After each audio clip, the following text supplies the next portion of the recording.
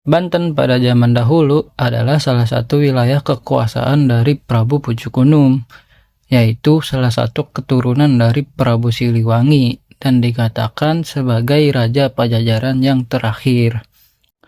Nah, Banten ini dulunya bernama Bantam, karena pada zaman dahulu wilayah ini sering dijadikan tempat mengadu ayam Bantam. Nah, karena sering dijadikan lokasi untuk mengadu ayam Bantam, akhirnya daerah ini dinamakan Bantam.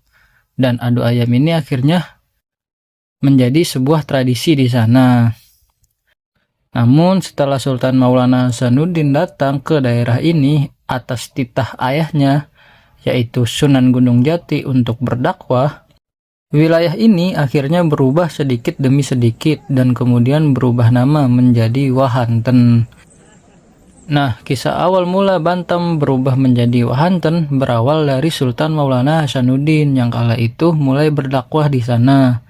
Dan kemudian ada dua orang kakak beradik nih, yaitu Ki Mas Jong dan Ki Agus Ju, yang merupakan penduduk asli yang ada di sana, yang dikatakan menjadi pemeluk agama Islam yang pertama, dan orang yang berpihak kepada Maulana Hasanuddin yang pertama di daerah tersebut. Nah, Ki Mas Jong sendiri adalah seorang penggawa penting dari Pajajaran pada masa pemerintahan Prabu Pucuk Unum yang ditempatkan di daerah ini. Nah, ketika Sultan Maulana Hasanuddin berdakwah dan banyak yang ikut dalam ajarannya dan masuk Islam, Prabu Pucuk Unum selaku raja yang memimpin kala itu akhirnya sedikit terusik dengan banyaknya aktivitas dakwah dari Maulana Hasanuddin yang berhasil menarik simpati masyarakat tersebut.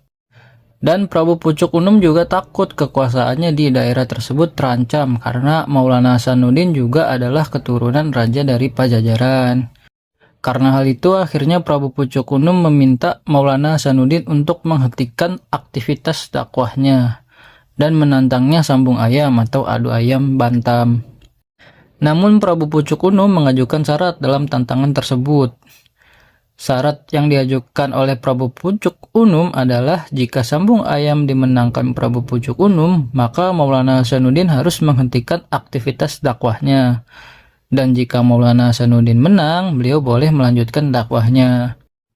Prabu Pucuk Unum menantang hal itu karena wilayah itu memanglah terkenal akan tradisi tersebut. Maka dari itu beliau menantang sambung ayam atau adu ayam ini. Nah, sambung ayam Bantam pun dilakukan dan sambung ayam itu dimenangkan oleh Maulana Hasanuddin yang akhirnya membuat dia berhak melanjutkan aktivitas dakwahnya. Maulana Hasanuddin akhirnya melanjutkan aktivitas dakwahnya dan berhasil menyatukan seluruh masyarakat yang ada di sana. Bahkan sampai pusat pemerintahan Pajajaran yang dipimpin oleh Prabu Pucuk Unum tersebut hampir semuanya ikut dengan Maulana Hasanuddin. Namun Prabu Pucuk Unum dan beberapa pengikutnya menolak ikut dengan Maulana Hasanuddin dan memilih pergi pindah meninggalkan wilayah kekuasaan Pajajaran ini. Dan kemudian menyerahkan wilayah itu ke Maulana Hasanuddin selaku keturunan Prabu Siliwangi juga. Karena hal itu, Maulana Hasanuddin akhirnya membangun kompleks benteng istana yang diberi nama Keraton Surasawan. Dan di masa tersebut, dia juga membangun alun-alun, pasar, dan masjid agung di sana. Nah, karena hal itu juga, akhirnya Maulana Hasanuddin merubah nama dari daerah ini menjadi Wahanten. Karena wilayahnya sendiri dekat dengan kali atau sungai. Dan Wahanten sendiri dalam bahasa Sunda artinya adalah sungai atau kali. Maka dari itu wilayah ini dinamai Wahanten, yaitu wilayah yang dekat dengan sungai atau dekat dengan kali.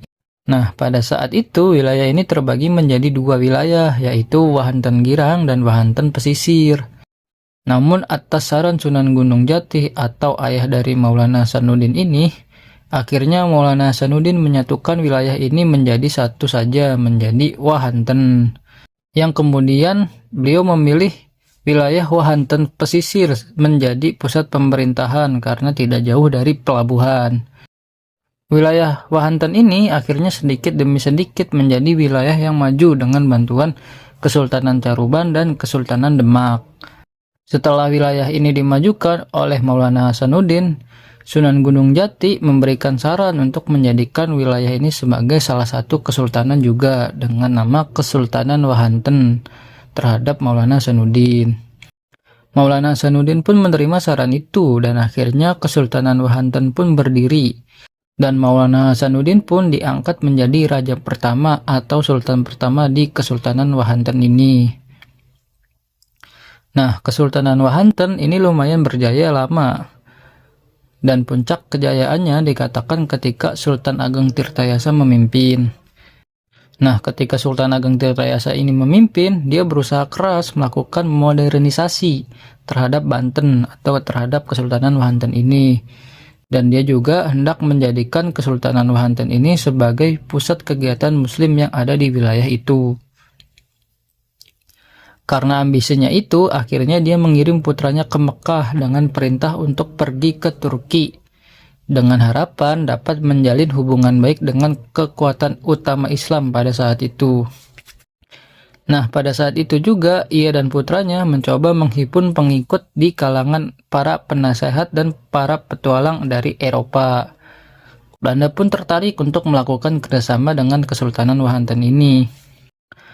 Namun ketika Belanda hendak ingin menjalani kerjasama pada masa itu, VOC selaku perusahaan dari Belanda menerapkan perjanjian monopoli perdagangan terhadap Kesultanan Wahanten sebagai bentuk kerjasama tersebut. Nah, Sultan Ageng Tirtayasa selaku pemimpin Kesultanan Wahanten ini kala itu menolak perjanjian ini karena beliau ingin menjadikan Wahanten sebagai pelabuhan terbuka, bukan hanya untuk kepentingan sepihak seperti Belanda atau yang ingin VOC lakukan ini. VOC yang mendapatkan penolakan itu akhirnya membuat propaganda terhadap Kesultanan Wahanten ini dan kemudian mengadu domba Sultan Ageng Tirtayasa dengan anaknya sendiri, yaitu Sultan Haji atau Sultan Abu Nasyir Abdul Qohar. Akhirnya muncullah perselisihan dalam Kesultanan Wahanten karena propaganda yang dibuat oleh VOC ini. Perpecahan pun terjadi dan semakin dimanfaatkan oleh VOC, dan kemudian VOC memberikan dukungan kepada Sultan Haji untuk menjatuhkan ayahnya. Perang antara anak dan ayah ini pun tidak dapat dielakkan. Dalam perang ini, akhirnya Sultan Ageng Tirtayasa terpaksa mundur dari istananya dan pindah ke kawasan yang disebut dengan daerah Tirtayasa. Namun kawasan itu akhirnya dikuasai oleh Sultan Haji bersama VOC juga. Sultan Ageng bersama putranya yang lain yaitu Pangeran Purbaya dan Syekh Yusuf beserta para pengikutnya yang tersisa akhirnya semakin mundur ke arah selatan pedalaman Sunda. Nah, aksi kejar-kejaran itu pun terjadi. Walaupun pada akhirnya Sultan Ageng Tirtayasa beserta kedua putranya dan beserta para pengikutnya yang lain akhirnya tertangkap juga dan kemudian ditahan di Batavia. Nah, bantuan dan dukungan VOC kepada Sultan Haji akhirnya membuat dia naik tahta dan menjadi sultan yang baru di Kesultanan Wahanten ini. Namun ternyata bantuan itu mesti dibayar dengan memberikan kompensasi kepada VOC. Nah, kompensasi yang diminta VOC diantaranya adalah meminta wilayah Lampung diserahkan kepada VOC agar VOC memperoleh hak monopoli perdagangan lada di Lampung. Selain itu, Sultan Haji juga mesti mengganti kerugian akibat perang tersebut kepada VOC. Nah, setelah kejadian itu, VOC akhirnya semakin mulai mencengkeramkan pengaruhnya di Kesultanan Wahanten ini. Sehingga pengangkatan para Sultan Wahanten mesti mendapat persetujuan dari Gubernur Jenderal Hindia Belanda di Batavia saat itu. Namun keputusan tersebut membuat ketidakstabilan pemerintahan goyang, dan konflik antara keturunan penguasa Wahanten maupun gejolak ketidakpuasan masyarakat Wahanten atas ikut campurnya VOC dalam urusan Kesultanan Wahanten pun terjadi. Perlawanan rakyat pun kembali memuncak dan masyarakat pun melakukan pemberontakan terhadap Kesultanan Wahanten ini. Akibat pemberontakan itu, Sultan Wahanten kala itu akhirnya kembali meminta bantuan VOC dalam meredam pemberontakan tersebut. Pemberontakan itu pun akhirnya berhasil diredam oleh Belanda dan membuat Kesultanan Wahanten akhirnya menjadi vasal atau wilayah dari VOC. Nah, setelah kejadian itu juga VOC memerintahkan Sultan Wahanten kala itu untuk memindahkan ibu kotanya ke Anyer. dan harus menyediakan tenaga kerja untuk membangun pelabuhan yang direncanakan akan dibangun di ujung kulon.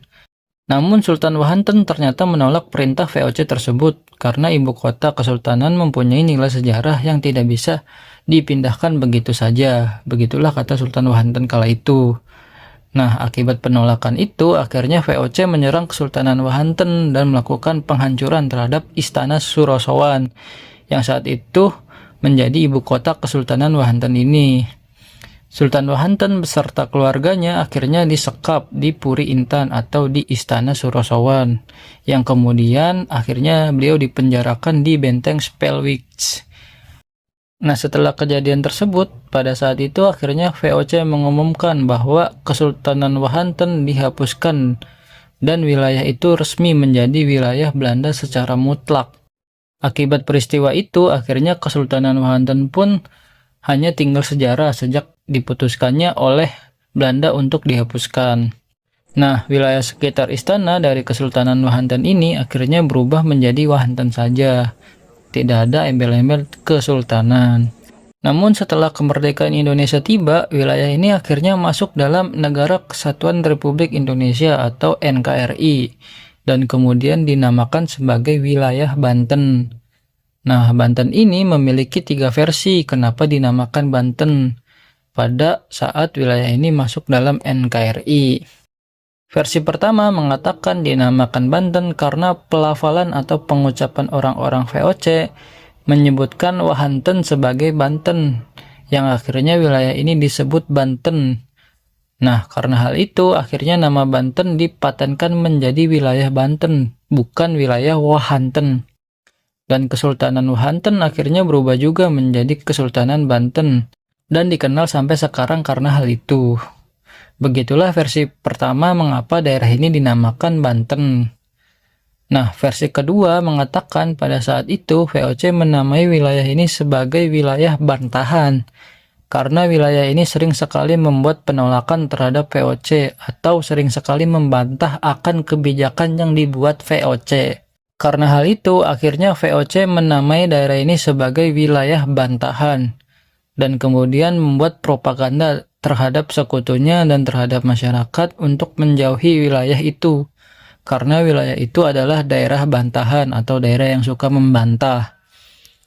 Nah, bantahan sendiri adalah bahasa Sunda dari membantah, maka dari itu wilayah itu disebut sebagai wilayah bantahan oleh VOC, karena wilayah itu sering menolak atau membantah terhadap VOC. Propaganda yang dibuat VOC ini pun akhirnya membuat daerah ini memiliki pandangan buruk yang membuat daerah ini akhirnya tidak mendapatkan bantuan dari sekutu. Karena sekutu Wahanten akhirnya berpihak kepada VOC atau ditaklukkan oleh VOC. Daerah itu pun kemudian disebut sebagai Kesultanan Bantahan yang kemudian diserap menjadi Banten atau Kesultanan Banten. Nah, setelah kesultanan dihapuskan, daerah itu akhirnya bernama daerah Bantahan saja dan kemudian diserap Banten. Nah, itu dia versi kedua mengapa wilayah ini dikatakan sebagai wilayah Banten. Lanjut ke versi ketiga nih guys. Versi ketiga mengatakan bahwa wilayah ini sebenarnya adalah bernama Bantam sejak zaman dahulu. Dan versi ketiga ini mengatakan bahwa sejarah sebelumnya pun disebutkan bahwa wilayah itu sejak dulu sampai sekarang bernama Bantam, baik dari zaman Prabu Pucukunum sampai zaman Kesultanan yang dipimpin oleh Sultan Maulana Hasanuddin. Maka dari itu wilayah ini disebut sebagai wilayah Bantam karena wilayah ini memang terkenal dengan ayam bantannya, baik dari zaman dahulu sampai zaman NKRI terbentuk. Nah, nama Bantam akhirnya menjadi nama dari daerah tersebut menurut versi yang ketiga ini, yang kemudian diserap menjadi Banten. Nah, itu dia guys asal-usul dari Banten. Terima kasih yang sudah mampir, sampai jumpa di video selanjutnya.